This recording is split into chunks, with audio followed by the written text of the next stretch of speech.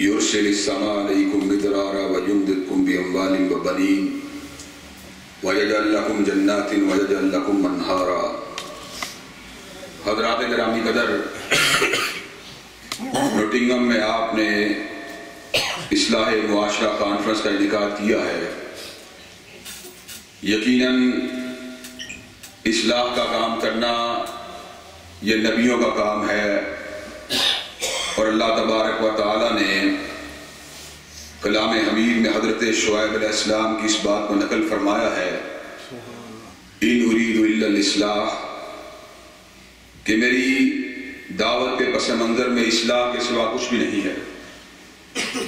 انبیاء علیہ السلام کرٹیسزم کے لیے نہیں آتے، نکتہ چینی کے لیے نہیں آتے، لوگوں کے عیوب کو منکشف کرنے کے لیے نہیں آتے، ان کو ڈیگریڈ کرنے کے لیے، ان کو لیٹ ڈاؤن کرنے کے لیے نہیں آتے، بلکہ انبیاء کا ہدف اور ٹارگٹ صرف ایک ہوتا ہے کہ لوگوں کے عیوب کو نیکیوں کے ساتھ تبدیل کیا جائے، ان میں حصول آخرت کی ایک تڑپ پیدا کی جائے، ان میں جنت کے حصول کا ایک جذبہ پیدا کیا جائے، ان میں خشیت الہی کے ایک جذبے کو انجیکٹ کیا جائے، ان میں شیطان لعین کے شر اور فتنے کے نتیجے میں پیدا ہونے والے وساوس اور فتنوں سے ان کو نجات دلوائی جائے۔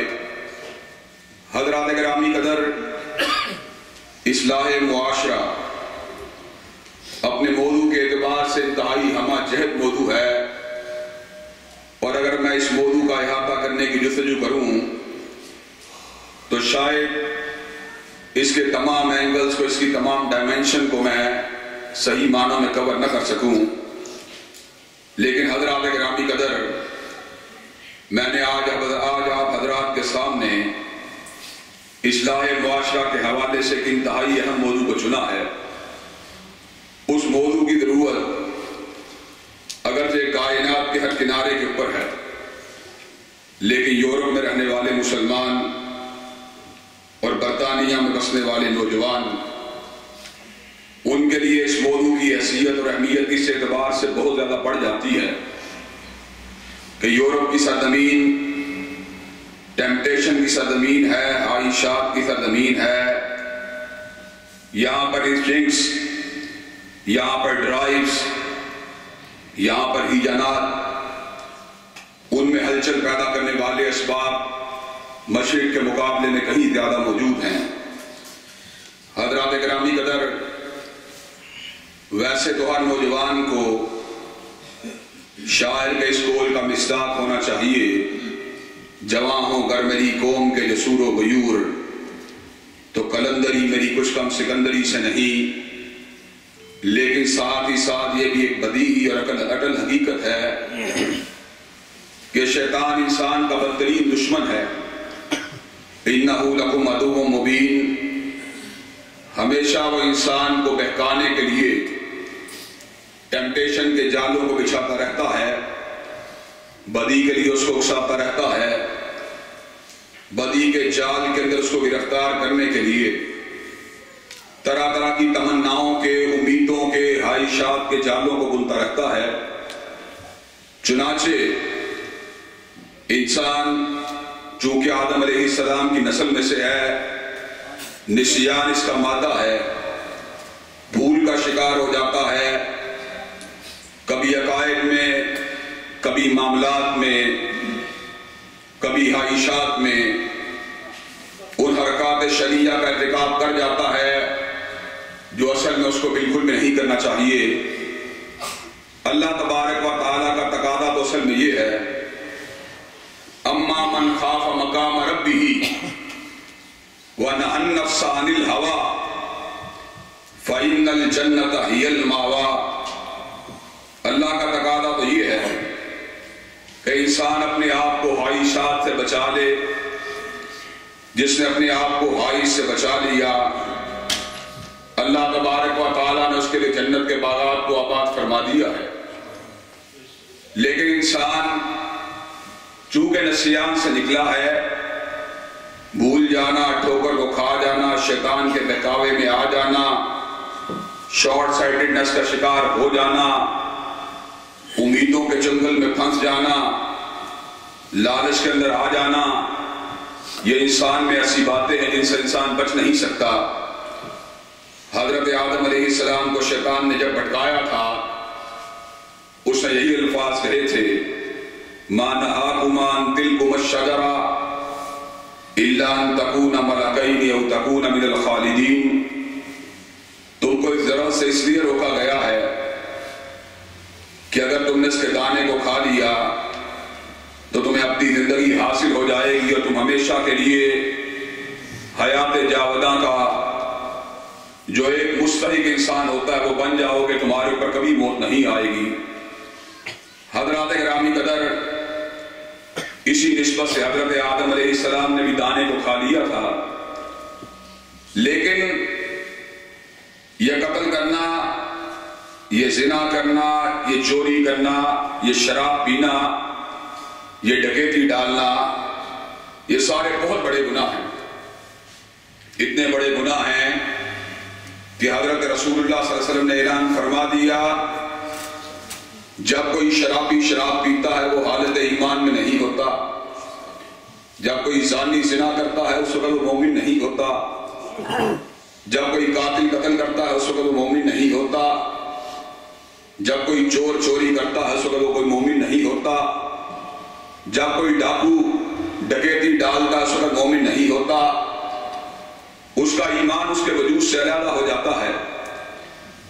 اس لیے کہ اگر ایمان انسان کے دل اور دماغ کے اندر موجود ہو، انسان کبھی بھی اتنے بڑے گناہ نہیں کر سکتا۔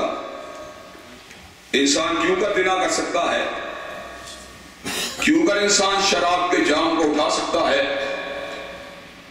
کیوں کر انسان قتل کر سکتا ہے؟ کیوں کر انسان چوریاں کر سکتا ہے؟ کیوں کر انسان ڈکیتی ڈال سکتا ہے؟ انسان یہ کام جب کرتا ہے جب اس کے دل کے اندر سے اس کا ایمان نکل جاتا ہے۔ لیکن حضرات گرامی قدر، ایک اللہ تبارک و تعالی کی طرف سے انسانوں کے لیے بہت بڑا پیغام مسرت و رحمت ہے، اور پیغام شفقت و محبت و مودت ہے، اور پیغام کامیابی و کامرانی ہے۔ اس پیغام کے بیان سے قبل ایک بات میں آپ حضرات کے گوشے گزار کرنے کے لیے جا رہا ہوں۔ حضرات آپ انگلستان کے رہنے والے ہیں، میں پاکستان کا رہنے والا ہوں، آپ کے اندر ہندوستان کے رہنے والے لوگ بھی موجود ہوں گے، بنگال کے رہنے والے لوگ بھی آپ ہی کے اندر موجود ہوں گے۔ جب بھی کوئی شخص کسی قانون کی وائلیشن کا ارتکاب کرتا ہے، اس کو سلطنت کے قانون کے مطابق پینلٹی کو بیئر کرنا پڑتا ہے۔ اگر میں نے قتل کیا، پاکستان کا قانون قاتل کے لیے پھانسی کی سزا کو مقرر کرتا ہے، سعودی عرب کا قانون اس کے لیے سزائے موت کو تجویز کرتا ہے۔ انگلستان کے لاء میں شاید ڈیتھ پینلٹیز جرم کے لیے موجود نہیں ہے۔ دنیا کے کئی مواقع اور کئی مقام ایسے ہیں جہاں پر قتل کرنے والے کی سزا فقط 1 یا 2 سال قید ہے۔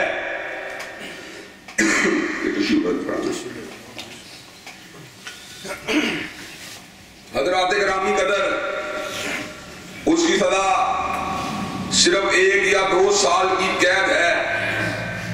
لیکن حضرات، یہ میں نے ایک مثال کے طور پہ بات کی ہے۔ قانون کی مقدار، اس کی مقیاس، اس کی کمیت، یہ ساری باتیں اپنی جگہ پر ہیں، لیکن قانون کا سامنا باہر کیف ہر انسان کو اس علاقے کے مطابق کرنا پڑتا ہے۔ لیکن حضرات، 3 طرح کے لوازمات اگر کسی انسان کے پاس موجود ہوں، انسان بالعموم قانون کی گرفت سے بچنے کی پوزیشن میں ہوتا ہے۔ پہلی بات یہ ہے کہ صاحب مال ہو، اپنے مال کو برائبری کے لیے، رشوت ستانی کے لیے استعمال کرے، قانون کو بائی پاس کر سکتا ہے۔ آپ کہہ سکتے ہیں کئی مقام کے اوپر رشوت نہیں چلتی، لیکن پھر بھی جہاں پہ رشوت نہیں چلتی وہاں پہ سفارش کے چلنے کے اور قانون سے ریلیف ملنے کے امکانات موجود ہوتے ہیں۔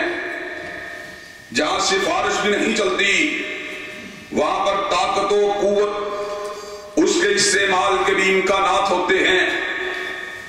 اگر کوئین یا برطانیہ کا وزیر اعظم کسی کو ایگزمپشن دے دے تو اس کے اوپر قانون لاگو نہیں ہوتا، لیکن حضرات لمحہ بھر کر یہ ٹھہریے، اللہ تبارک و تعالیٰ کا معاملہ یکسر جدا ہے، طاقت اس کے مقابلے میں نہیں چل سکتی۔ ان القوت للہ جمیعا، طاقتیں ساری تو مالک کائنات کے پاس ہیں۔ کتنا مالک طاقتور ہے، میرا ہاتھ اس کے حکم کے بغیر حرکت نہیں کر سکتا، میرا قدم اس کے حکم کے بغیر چنبش نہیں کر سکتا، میری آنکھ اس کے حکم کے بغیر جھپک نہیں سکتی، میری زبان اس کے حکم کے بغیر حرکت کر نہیں سکتی، میرے سینے سے سانس اس کے حکم کے بغیر نکل نہیں سکتا، میرا دل اس کے حکم کے بغیر دھڑک نہیں سکتا، میری رگوں کے اندر لہو اس کے حکم کے بغیر چل نہیں سکتا، میرے دماغ کے اندر سوچ کا مرکز و محور اس کے حکم کے بغیر حرکت کر نہیں سکتا۔ حضرات گرامی قدر، ان القوت للہ جمیعا، ساری قوتیں تو اللہ تبارک و تعالیٰ کے پاس ہے، اس کے مقابلے میں کسی طاقتور کی طاقت نہیں چل سکتی۔ حضرات گرامی قدر، اسی طرح جہاں تک تعلق ہے مال کی بات کا، اللہ تبارک و تعالیٰ کے سامنے مال بھی نہیں چل سکتا۔ ان الذین کفروا وماتوا وهم کفار فلن يقبل من احدهم ملء الارض ذهبا ولا افتدى به اولئک لهم عذاب الیم وما لهم من ناصرین۔ اللہ نے اعلان فرما دیا، اور کافر زمین کی مقدار کے برابر سونے کو لے کے آؤ، تمہارا سونا قابل قبول نہیں ہے، تمہارے لیے جہنم کے دہکتے ہوئے انگارے ہیں۔ وَلِلَّهِ خَزَائِنُ السَّمَاوَاتِ وَالْأَرْضِ، زمین و آسمان کے جتنے خزانے ہیں وہ تو مالک کائنات کے پاس ہے، مالک کائنات کے سامنے رشوت بھی نہیں چل سکتی۔ حضرات گرامی قدر، جس طرح اس کے سامنے رشوت و قوت نہیں چل سکتی، اسی طرح اس کے سامنے سفارش اور اپروچ کا بازار بھی گرم نہیں ہو سکتا۔ وَلَا يُقْبَلُ مِنْهَا الشَّفَاعَةُ، وہ شفاعت کو قبول نہیں کرتا۔ اگر کسی جگہ پہ قبول کرتا ہے تو اسی جگہ پہ قبول کرتا ہے جہاں پہ اس کی خود مرضی ہوتی ہے، جہاں پہ اس کا خود منشا ہوتا ہے۔ اللہ تبارک و تعالیٰ اس کے علاوہ کسی کی سفارش کو قبول کرنے کے لیے مادہ تیار نہیں ہوتا۔ یہ سفارش بھی اللہ تبارک و تعالیٰ کے اپنے اختیارات میں سے ایک اختیار ہوتا ہے۔ اس کے سامنے کوئی بندہ اپنی سفارش کے اختیار کو استعمال کر کے اس کے ارادے کو بدل نہیں سکتا، اس کو اپنے ارادے کے زیر اثر لا نہیں سکتا، اس کو اپنے ارادے کے نیچے دبا نہیں سکتا، اس کو ڈکٹیٹ کروا نہیں سکتا۔ وہ تنہا مدبر الامور ہے، پوری کائنات تو اس کا امر چلتا ہے، پوری کائنات اس کے سامنے جواب دہ ہے، وہ کسی کے سامنے جواب دہ نہیں۔ وہ پوری کائنات سے سوال کرنے والا ہے، کائنات میں کچھ سے سوال نہیں کر سکتا۔ وہ پوری کائنات کی دعاؤں کو سنتا ہے، جب چاہتا ہے جس کی چاہتا ہے منظور کر لیتا ہے، اور جب چاہتا ہے جس کی چاہتا ہے مسترد فرما دیتا ہے۔ اگر کسی اور کے قبضے کے اندر کوئی چیز ہوتی تو کبھی سیدنا نوح علیہ السلام اور سیدنا لوط علیہ السلام کی بیویاں جہنم کی آگ میں نہ جلتی۔ سیدنا نوح اور سیدنا لوط کی بیویاں جو نبیوں کے گھروں میں رہنے والیاں تھیں، اللہ نے اعلان فرما دیا، کانتا تحت عبدین من عبادنا صالحین فخانتہما فَلَمْ يُغْنِيَ عَنْهُمَا مِنَ اللَّهِ شَيْئًا۔ وہ نبیوں کے بستروں پہ سونے والیاں، جب انہوں نے سیدنا نوح کی دعوت کو نہیں مانا، سیدنا لوط کی دعوت کو نہیں مانا، عقیدہ توحید کو نہیں مانا، اللہ کی الوہیت کو نہیں مانا، اللہ کی حاکمیت کو نہیں مانا، اللہ کی ربوبیت کو نہیں مانا، اللہ کی کبریائی کو نہیں مانا، اس کی تدبیر کو نہیں مانا، اس کی قدرت کاملہ کو نہیں مانا، اس کے ہر چیز کے اور تحریر کرنے والے کلمہ کتابت کی کاٹ کو نہیں مانا۔ فَخَانَتَهُمَا فَلَمْ يُغْنِيَا عَنْهُمَا مِنَ اللَّهِ شَيْئًا وَقِيلَ ادْخُلَا النَّارَ مَعَ الدَّاخِلِينَ۔ اللہ نے شمر کا اعلان فرما دیا، جس دن جہنم کے دہکتے اس دن نوح اور لوط کی بیویوں کو بھی ان کے ہمراہ جہنم کی آگ کی نظر کر دیا جائے گا۔ حضرات پوری کائنات میں تنہا اللہ کا عمل چلتا ہے، کائنات میں کسی دوسرے کا عمل اس کے مقابلے پہ نہیں چلتا۔ وہ جب چاہتا ہے پہاڑوں کو ڈال دیتا ہے، اور جب اس کا حکم نہیں ہوتا پتا بھی حرکت نہیں کر سکتا۔ وہ جب چاہتا ہے تنوروں کے اندر سے آگ کو باہر نکال دیتا ہے، اور جب چاہتا ہے تنوروں کے اندر سے پانیوں کو جاری فرما دیتا ہے۔ وہ جب چاہتا ہے آگ کو جلسانے کا حکم دے دیتا ہے، اور جب چاہتا ہے آگ کو سیدنا ابراہیم کے لیے گل و گلزار بنا دیتا ہے۔ اس کا مطلب یہ ہے وہ علی کل شیء قدیر بھی ہے، وہ مدبر الامور بھی ہے، وہ مالک الملک بھی ہے، وہ شاہ کامل و اکمل و مکمل بھی ہے۔ اور اس کے علاوہ کائنات میں کوئی ایسی ہستی نہیں ہے جسے تدبیر کا اختیار ہو، جسے تقدیر کا اختیار ہو۔ وہ جب چاہتا ہے فاسق اور فاجروں کو بھی بیٹے عطا فرما دیتا ہے، اور جب چاہتا ہے ثمر کا اعلان فرما دیتا ہے۔ ما کان محمد نبا احد من رجالکم ولکن رسول اللہ و خاتم النبیین۔ آپ ختم نبوت کے تاج کو اپنے سر پہ اٹھانے والے، آپ ساقی کوثر ہیں، آپ شافع روز محشر ہیں، آپ شفیع المذنبین ہیں، آپ امام الاولین ہیں، آپ قائد الاخرین ہیں، آپ آدم کے بھی امام ہیں، آپ ابراہیم کے بھی امام ہیں، آپ نوح کے بھی امام ہیں، آپ اسماعیل کے بھی امام ہیں، آپ کلیم اللہ کے بھی امام ہیں، آپ ذبیح اللہ کے بھی امام ہیں، آپ روح اللہ کے بھی امام ہیں۔ لیکن اللہ تبارک و تعالیٰ جب چاہے آپ کو بھی بیٹا عطا نہ کرے، مالک کائنات کے سامنے کسی کا عمر بھی نہیں چل سکتا۔ اللہ تبارک و تعالیٰ نے بڑھاپے کے عالم میں حضرت آقا علیہ السلام کو ایک بیٹا عطا کیا۔ آقا علیہ السلام نے اس کا نام نامی جد الانبیاء کے نام کے پر ابراہیم رکھا۔ 18 مہینے کا ہوا، مالک کائنات نے اپنے پاس بلا لیا۔ حضرت آقا علیہ السلام کے دل کو چوٹ لگی، بڑھاپے کا عالم ہے، جگر کی ٹھنڈک ہے، نور نظر ہے، دل کا سکون ہے۔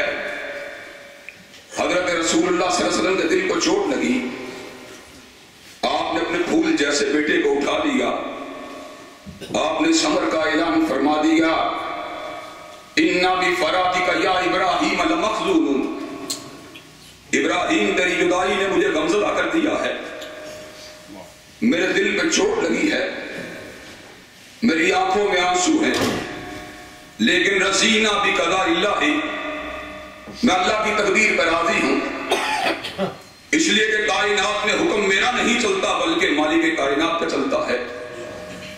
حضرات گرامی قدر، چنانچہ جہاں پر انسان مالک کائنات کے اوامر کی، اس کی نواہی کی، اس کے احکامات کی، اس کی آیات کی، اس کی نشانیوں کی، اس کے حکموں کی مخالفت کرتا ہے، مالک کائنات نے اس کے بارے میں اگرچہ کل قیامت کے دن جہنم کے دہتے ہوئے انگاروں کو تیار کر دیا ہے، اس لیے کہ مالک کائنات کے یہاں پر ظلم نام کی کوئی چیز موجود نہیں ہے۔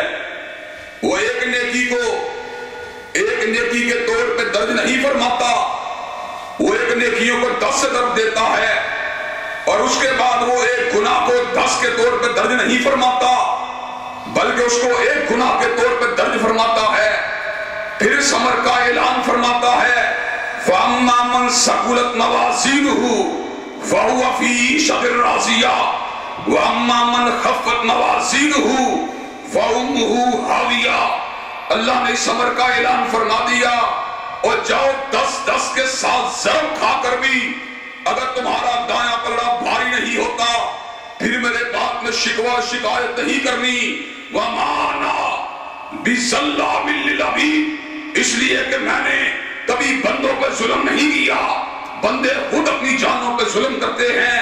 حضرات گرامی قدر، ذرا بات کے پر غور کیجئے، اس جہنم کے دہکتے ہوئے انگاروں کے چلنے سے قبل، اس کے اندر زری کی جاڑی کے کھانے سے قبل، اس کی دہکتے ہوئے اور لبکتے ہوئے شعلوں کے کھال کو جھلسا دینے سے قبل، اللہ نے اس کائنات کے اندر بھی ایک چیک اینڈ بیلنس کے نظام کو قائم فرما دیا ہے. وہ چیک اینڈ بیلنس کا نظام کیا ہے؟ اللہ نے صبر کا اعلان فرما دیا. ما اصابکم من مصیبہ فبما کسبت ایدیکم. جاؤ اللہ تمہیں پلٹانے کے لیے، تمہیں صحیح منزل کی طرف لانے کے لیے، تمہیں احساس ندامت کو دلانے کے لیے تمہارے گناہوں کی وجہ سے تمہیں تکلیف کا نشانہ بنائے گا، تمہیں دکھوں کے اندر مبتلا فرمائے گا، تمہیں بیماریوں اور اذیتوں کا نشانہ بنائے گا، تمہیں تکلیفوں اور مشقتوں کا سامنا کرنا پڑے گا. اللہ اگر کلیکٹیولی ہیومن سوسائٹی آپ کی نافرمانی کرے اللہ پھر کیا ہوگا؟ اللہ نے صبر کا اعلان فرما دیا. ظہر الفساد فی البر والبحر بما کسبت ایدی الناس. اللہ جب پوری کی پوری انسانی سوسائٹی اللہ کی نافرمانی کرتی ہے پھر خشکیوں اور تریوں کے اوپر اللہ کا عذاب ظاہر ہو جاتا ہے. اللہ نے سبا کی بستی کا ذکر کیا، اس بستی کا ذکر کیا. ضرب اللہ مثلا قریۃ کانت آمنۃ مطمئنہ یاتیھا رزقھا رغدا من کل مکان فکفرت بانعم اللہ فاذاقھا اللہ لباس الجوع والخوف بما كانوا يصنعون. اللہ نے سبا کی بستی کا ذکر کیا، امن بھی تھا، رزق بھی تھا. انہوں نے اللہ کے اوامر کو نہیں مانا، اللہ کی توحید کو نہیں مانا، اللہ کے احکامات کو نہیں مانا. فَأَذَاقَهَا اللَّهُ لِبَاسَ الْجُوعِ وَالْخَوْفِ بِمَا كَانُوا يَصْنَعُونَ. اللہ نے ان سے امن کو چھین کر کے اوپر خوف کو مسلط کر دیا، رزق کو چھین کر کے اوپر بھوک کو مسلط کر دیا. حضرات اس کا مطلب کیا ہے کہ ہماری جتنی بھی پریشانیاں ہیں ان کی جڑ ہمارے اپنے اندر موجود ہے، لیکن ہم ہر کسی کا محاسبہ کرنے کے لیے تیار ہیں، اپنا محاسبہ کرنے کے لیے تیار نہیں. بل الانسان علی نفسہ بصیرہ. حالانکہ اللہ نے ایسی آنکھ دی ہے کہ انسان اپنے اعمال کا محاسبہ کر سکتا ہے.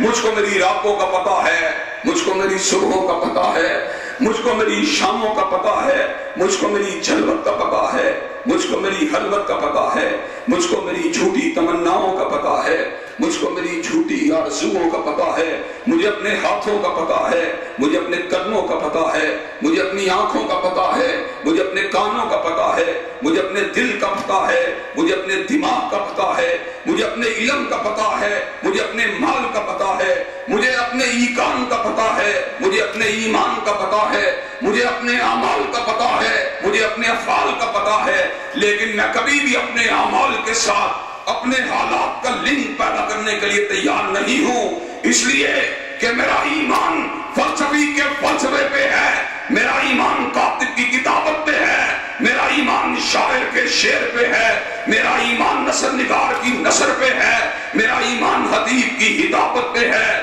میرا ایمان مقرر کی تقریر پہ ہے، میرا ایمان اینکر کے تجزیے کے اوپر ہے. لیکن اگر میرا ایمان نہیں ہے تو مالک کائنات کی بات کے اوپر نہیں ہے. حالانکہ حقیقت یہ ہے وَمَنْ نَصْدَقُ مِنَ اللَّهِ قِيلًا وَمَنْ نَصْدَقُ مِنَ اللَّهِ حَدِيثًا. شاعر کا شعر بھی غلط ہو سکتا ہے، مقرر کی تقریر بھی غلط ہو سکتی ہے، کاتب کی کتابت بھی غلط ہو سکتی ہے، لیکن اللہ کی قسم ہے مالک کائنات کی کوئی بات بھی غلط نہیں ہو سکتی. حضرات یہ بات میرے دل کے اندر موجود نہیں ہے. اگر میرے دل کے اندر یہ بات موجود ہو تو میں اللہ تبارک و تعالیٰ کی بات کی روشنی میں اپنے عمل کا محاسبہ کروں، اپنے افعال کا جائزہ لوں، اپنے اعمال کا جائزہ لوں اور پھر آؤں مالک کائنات کے پاس. کس طرح آؤں؟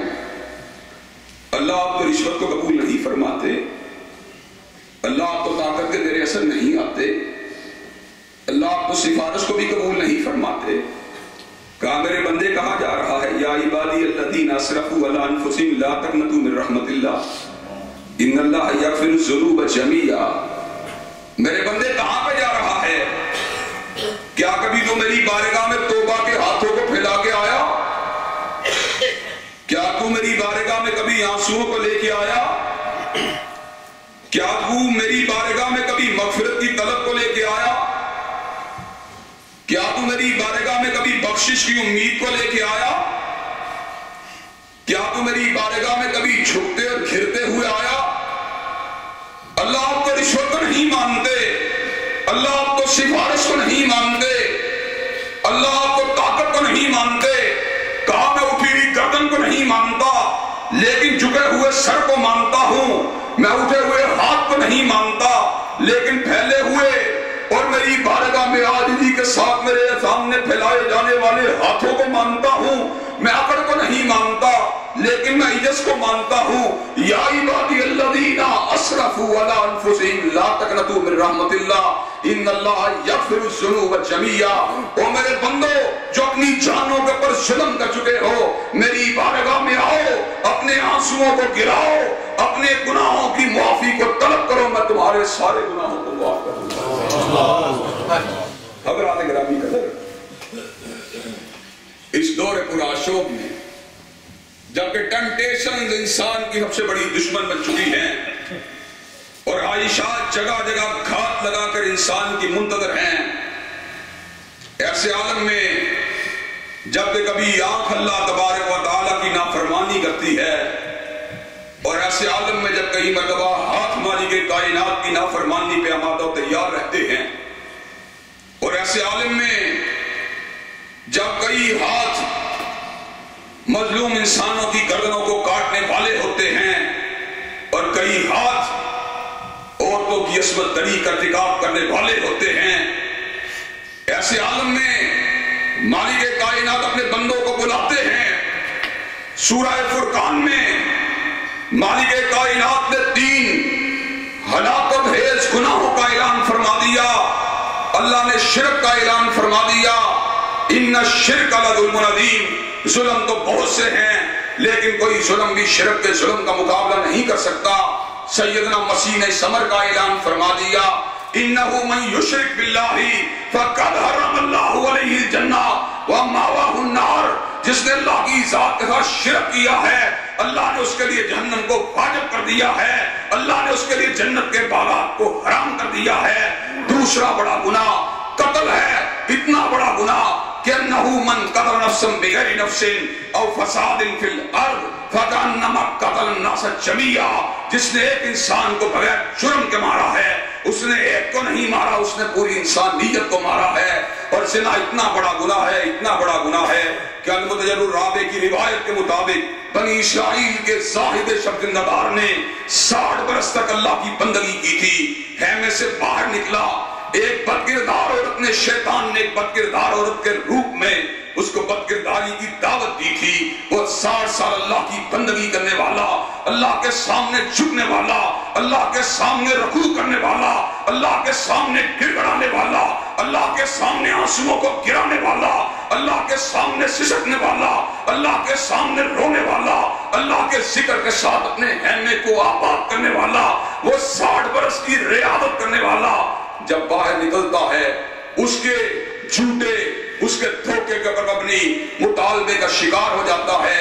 حضرات گرامی قدر یاد رکھیے, اللہ نے ہر حرام کے بدلے ایک حلال کو پیدا کیا ہے. مومن و مسلمان حرام کے رستے پہ نہیں چلتا, حلال کے رستے پہ چلتا ہے. اللہ نے زنا کے بدلے نکاح کو رکھا تھا لیکن وہ لوگ بے وقوف ہیں, وہ لوگ احمق ہیں, وہ لوگ شقی القلب ہیں, وہ لوگ آخرت کی صحیح معنوں میں جو اس کی روشنائیاں ہیں اس روشنی کو پانے سے اس کی آگہی سے محروم ہیں, جو زنا کا ارتکاب کرنے والے ہیں. لیکن حضرات گرامی قدر یہاں پر ذرا زنا کی کمیت و کفیت کے اوپر غور کیجئے. 60 برس کی ریاضت کے بعد ایک دفعہ کا زنا ہو جاتا. اللہ تبارک و تعالیٰ نے 60 سال کی نیکیوں کو ایک پلڑے میں ڈالا اور ایک دفعہ کے زنا کو ایک پلڑے میں ڈالا گیا. زنا کا پلڑا بھاری ہو گیا.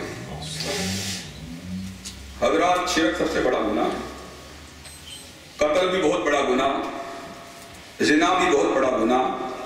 لیکن اللہ نے سورہ فرقان میں ثمر کا اعلان فرما دیا, الا من تاب وآمن وعمل عملا صالحا فاولئک یبدل اللہ سیئاتہم حسنات. اللہ نے کہا جاؤ تم شرک کو لے کے آؤ, تم قتل کو لے کے آؤ, تم زنا کو لے کے آؤ, اس کے بعد تم ایمان کو لے کے آؤ, تم توبہ کو لے کے آؤ, تم عمل صالح کو لے کے آؤ. تمہارے گناہوں کو معاف ہی نہیں کروں گا بلکہ تمہارے گناہوں کو نیکیوں کے ساتھ تبدیل فرما دوں گا. حضرات ایک مرتبہ اللہ راضی ہو گئے, پھر کیا ہوگا؟ کہا وَقُلْتُ اسْتَغْفِرُوا رَبَّكُمْ إِنَّهُ كَانَ غَفَّارًا.